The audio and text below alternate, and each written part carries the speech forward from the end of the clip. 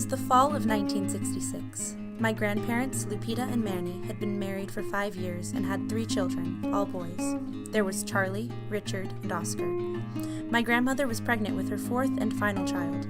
At 1:45 on the morning of September 10th, my grandmother began to go into labor. She woke her husband, who then proceeded to wash his face and get ready for the almost routine trip to the hospital. Nothing about this trip, however, would be routine. By the year 1960, 96% of women, my grandmother included, gave birth in the hospital.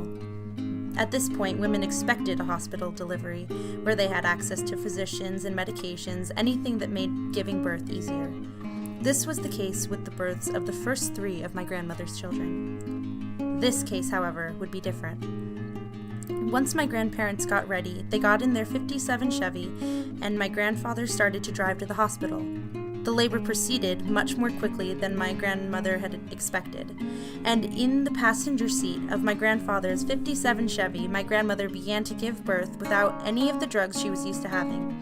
Except for the ironic fact that it happened in a car, a man-made piece of machinery, she gave birth naturally. 2 centuries of medical advancements and experimental practices by physicians had brought women to a point where they no longer needed to accept dangerous or painful childbirth experiences. Lupita had this mindset. She never thought that she would have to give birth anywhere but the hospital.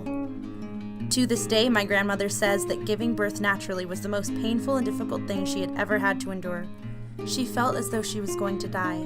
She slipped in and out of awareness throughout the birthing process, and when the baby had been delivered, she had lost all consciousness, and her baby stopped crying. She says that she had some sort of vision or dream. In it, her entire body stretched, slipped out through the window, and floated up toward the sky. Once my grandmother had lost consciousness in the passenger seat, my grandfather held their new baby in one hand while using the steering wheel with the other. He was trying to get to the hospital as quickly as possible. He was so frazzled that he was driving 30 miles over the speed limit, but in the wrong direction. In his panic, he forgot how to get to the hospital. Luckily, a police officer spotted him and pulled him over to give him a speeding ticket.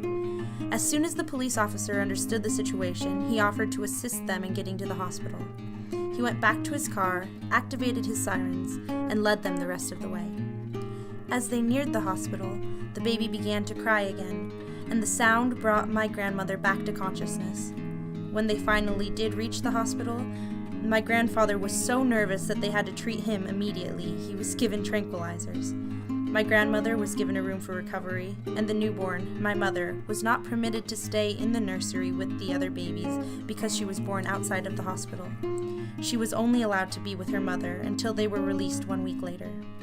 In this way, the formal and informal public would not accept any birthing practice outside of the norm, such as an 8-pound baby being born in a 3,000-pound car.